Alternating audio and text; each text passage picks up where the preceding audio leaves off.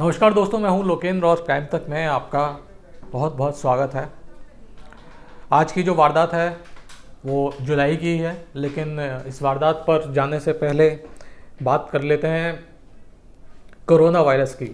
हमारे पास बहुत सारे ईमेल्स आए हैं हमारे जो व्यूअर्स हैं, और कई सारे लोगों ने बोला कि कोरोना पर भी बात होना चाहिए। कम से कम जब भी कोई कहानी सुना रहे हैं हम लोग, तो कोरोना पर भी अपडेट होना चाहिए। तो अभी जो है 17 जुलाई है आज, और जो कोरोना का जो अपडेट है वो ये है कि 10 लाख के ऊपर जो मामले हैं वो पहुंच चुके हैं, और इसमें जो एक्टिव केस हैं वो 3,44,000 हैं, जबकि 6,47,000 जो लोग हैं वो सही हो चुके हैं, और करीबन 25,000 जो लोग हैं उनकी मौत हो गई है।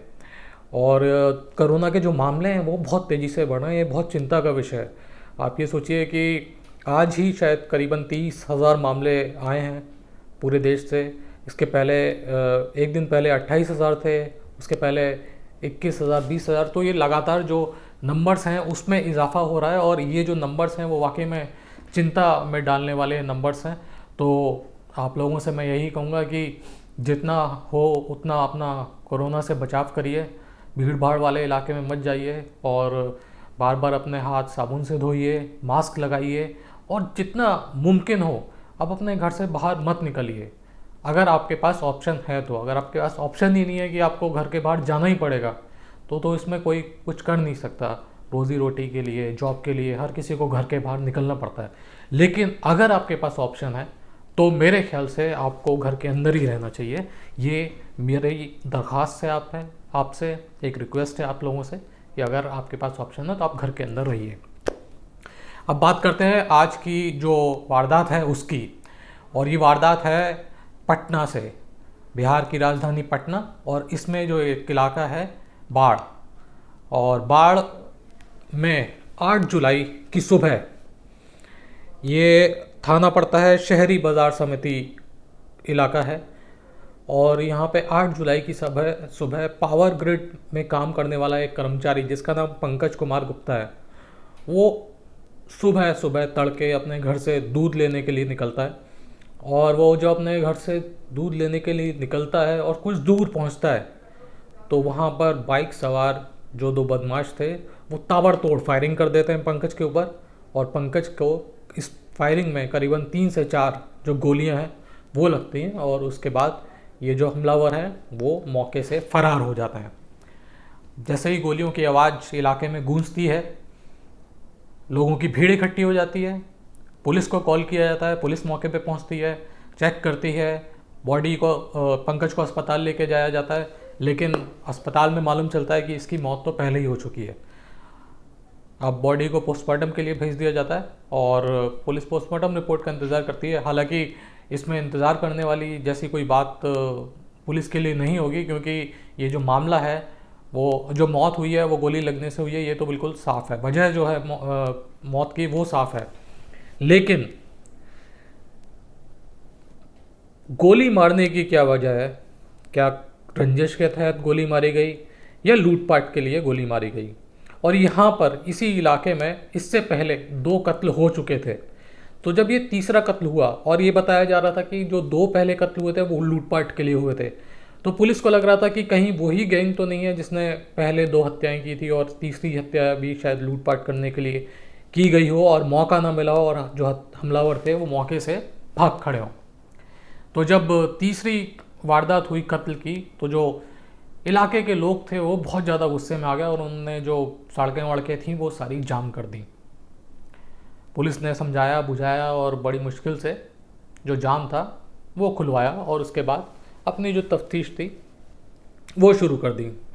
पंकज गुप्ता, इनकी उम्र जो थी वो 36 साल थी। शादीशुदा थे, इनकी पत्नी थी। पत्नी जो थी उसका नाम था शोभा, और उसकी उम्र थी 28 साल। तो लगभग 8 साल का जो डिफरेंस था उम्र के बीच में, वो इन दोनों के बीच में था। अब पुलिस ने शोभा, जो पंकज की पत्नी थी, उससे पूछताछ करी कि क्या बताओ कि किसी से कोई दुश्मनी, किसी से रंजिश, कोई ज़मीन, या फिर और किसी तरीके का दुश्मनी हो उसको लेके।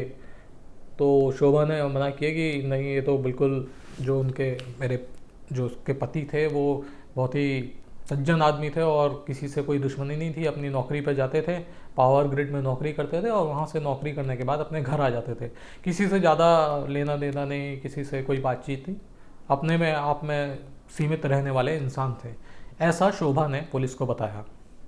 अब पुलिस ने जो तमाम अपने मुखबिर थे और उनको एक्टिव किया और उनसे पता लगाने की कोशिश की कि क्या उस दिन जिस दिन वारदात हुई थी, क्या कोई गैंग इस इलाके में ऑपरेट कर रहा था जो लूटपाट करता हो।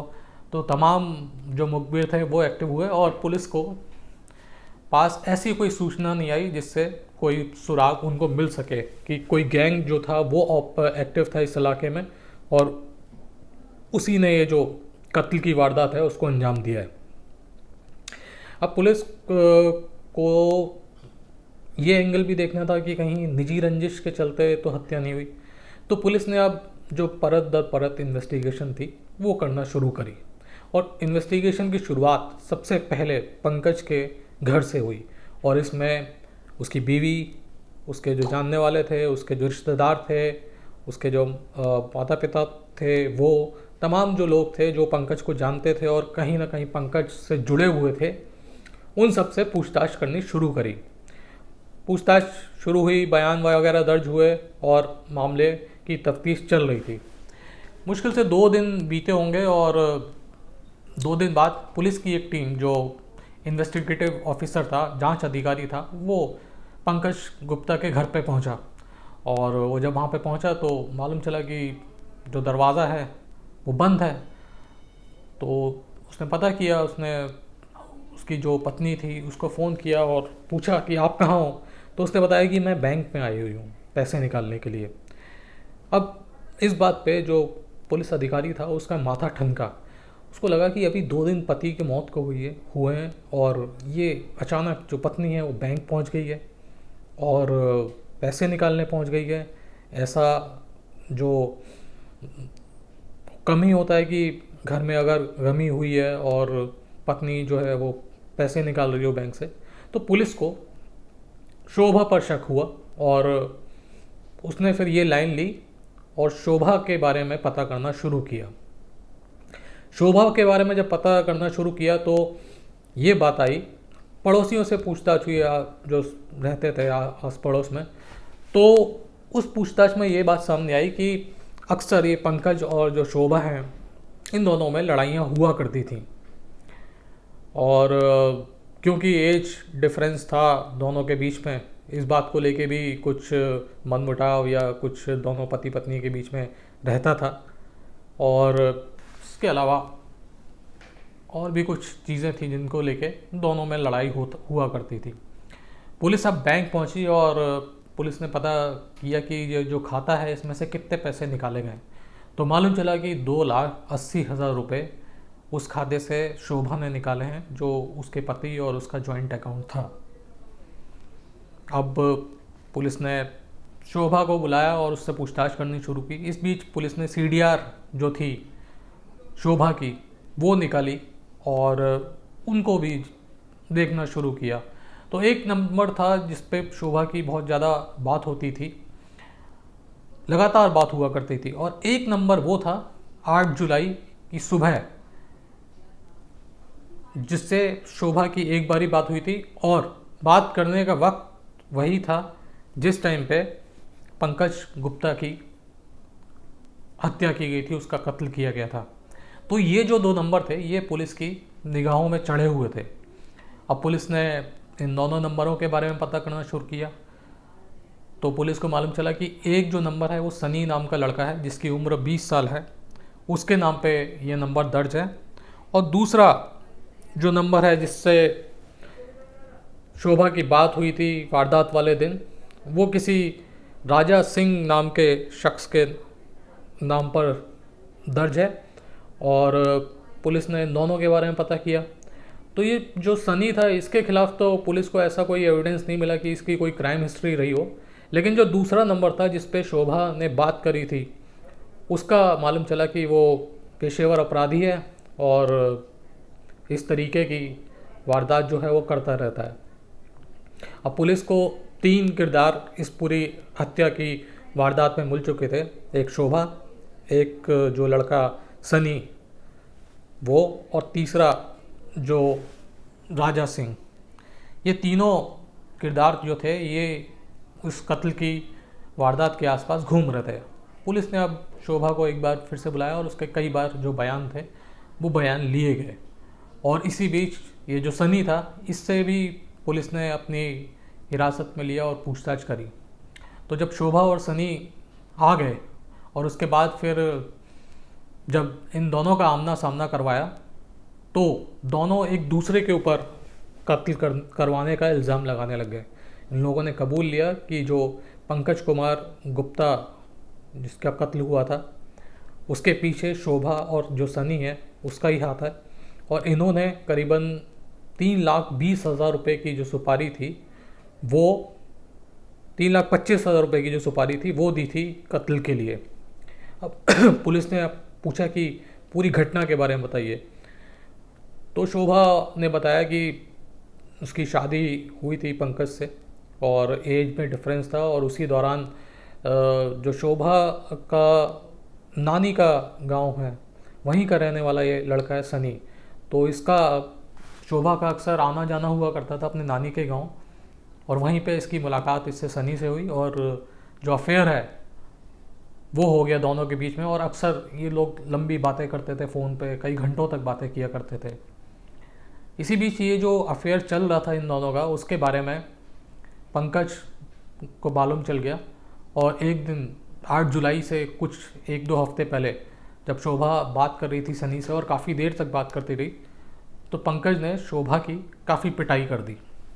बस वो पिटाई हुई, उसके बाद फिर जो सनी था उसका फ़ोन आया शोभा के पास। शोभा ने पूरी बात बताई कि इस तरीके से मैं तुमसे बात कर रही थी तो मेरे पति ने पंकज ने मेरी बहुत पिटाई करी है। तो इस बात पे उसको बहुत गुस्सा आया सनी को, और उसने बोला कि क्यों ना हम ऐसा करते हैं कि ये जो पंकज है इसको ही अपने रास्ते से हटा देते हैं। तो शोभा को भी लगा कि क्योंकि उसकी पिटाई हुई थी बहुत, तो उसको ठेस पहुंची थी इस पिटाई से, और दूसरी बात ये थी कि वो सनी के साथ ही रहना चाहती थी, उसके साथ शादी करना चाहती थी। तो उसको लगा कि शायद सनी सही बोल रहा है, और उसने भी रजामंदी दे दी और ये भी कह दिया कि जितने भी पैसों की ज़रूरत हो वो मुझसे मांग लेना, और मैं जो भी सुपारी किलिंग की रकम होगी वो मैं दूंगी, और तुम बस जो सुपारी किलर्स हैं उनकी तलाश करो। तो सनी ने अपने एक जानने वाले से बात करी, उसने फिर किसी और का कांटेक्ट दिया। इस तरीके से ये जो सुपारी किलर थे उनके पास पहुंच गए। एडवांस की जब बारी आई तो 50,000 रुपये एडवांस मांगा गया। तो शोभा के पास उस वक्त इतने पैसे थे नहीं, और ये सनी जो है वो बेरोज़गार लड़का है, इसके पास तो खैर कहाँ पैसे होंगे। तो शोभा ने अपने जो झुमके थे वो एक ज्वेलर के यहाँ पे बेचे, और वहाँ से करीबन इसको 45,000 रुपये मिले, और 45,000 रुपये बतौर एडवांस इन्होंने जो सुपारी किलर्स थे, कॉन्ट्रैक्ट किलर्स थे, उनको दिए। लेकिन ये जो कॉन्ट्रैक्ट किलर्स थे वो कह रहे थे कि हमें तो और भी पैसा दो। भले कि पहले तो उन्होंने 45,000 रुपये ले लिए, लेकिन 1-2 दिन बाद फिर ये लोग डिमांड करने लग गए कि हमें तो और भी पैसा दो, जो भी पेमेंट है 3,25,000 का, क्योंकि 45,000 दे दिए थे तो 280 बच रहा था, तो 280 का जो पेमेंट है वो आप जल्दी कर दो। और वो काफ़ी प्रेशर बनाने लग गए सनी और शोभा के ऊपर। तो शोभा ने कहा कि मैं वायदा करती हूँ आपसे कि जैसे ही काम हो जाएगा उसके तुरंत बाद अगले दिन ही मैं आपको पैसे दे दूंगी। तो उन्होंने कहा कि हम लोग कैसे विश्वास करें। तो शोभा ने एक ब्लैंक चेक जो था उसको साइन किया, और वो जो कॉन्ट्रैक्ट किलर्स थे उनको ब्लैंक चेक दे दिया ताकि उनको विश्वास हो जाए कि ये पैसा हड़पेगी नहीं, और जो पैसा है वो जेन्युइनली इनको दे देगी कत्ल होने के बाद में। इस तरीके से जब ब्लैंक चेक मिला तो जो हत्यारे थे वो भी, उनको भी भरोसा हो गया कि पैसा कहीं जाने वाला नहीं है और पैसा मिलेगा। तो उसके बाद जो 8 जुलाई को ये 2 कॉन्ट्रैक्ट किलर्स करीबन 3 बजे से सुबह के 3 बजे से, यानी तड़के जो है भोर के 3 बजे से ये शोभा के घर के बाहर उसके पति के निकलने का इंतज़ार कर रहे थे, क्योंकि शोभा ने बताया था कि वो हर सुबह दूध लेने के लिए जाता है और उसने ये भी बताया कि जैसे ही वो निकलेगा वैसे ही मैं तुम्हें फ़ोन कर दूंगी और मैं उसने क्या कपड़े पहन रखे हैं उसका हुलिया भी पूरी तरीके से बताऊंगी और उसके बाद तुम अपना काम करके वहाँ से निकल जाना। ऐसा ही हुआ। पंकज जो है वो सुबह उठा, दूध लेने के लिए निकला और तभी जो शोभा थी उसने जो फ़ोन था वो राजा सिंह को किया और उसने बताया कि ऐसे ऐसे पंकज जो है वो निकला है, ये उसने पहन रखा है और उसका डिस्क्रिप्शन जो था चेहरा मोहरा कदकाठी इसके बारे में भी बताया। तो उसको समझ में आ गया और साथ ही उसने ये भी डिमांड करी कि तुम जब मेरे पति का कत्ल करोगे तब फ़ोन जो है वो लाइव मोड पे रहना चाहिए, यानी जो भी गोलियां चलेंगी या फिर उसकी चीख निकलेगी तो वो मुझे भी सुननी है और तुम फ़ोन कट नहीं करोगे जब तक उसका दम नहीं निकल जाता या फिर जब तक तुम मौके से भाग नहीं जाते। तो इस पर जो कॉन्टैक्ट किलर था वो भी राज़ी हो गया और जब शोभा ने फ़ोन किया तो वो लगातार लाइव पे बनी हुई थी और सुन रही थी कि कैसे जो कॉन्टैक्ट किलर्स हैं वो वेट कर रहे हैं सड़क किनारे। और उसके बाद जब गोलियां चलनी शुरू हुई वो भी शोभा ने सुना और हो सकता है कि गोलियां चलने के दौरान ही जब पंकज को गोलियां लगी हों तो उसकी चीख भी निकली होगी, तो मुझे लगता है कि शायद उसको चीख भी सुनाई दी हो। तो पंकज का कत्ल करने के बाद ये मौके से फ़रार हो गए।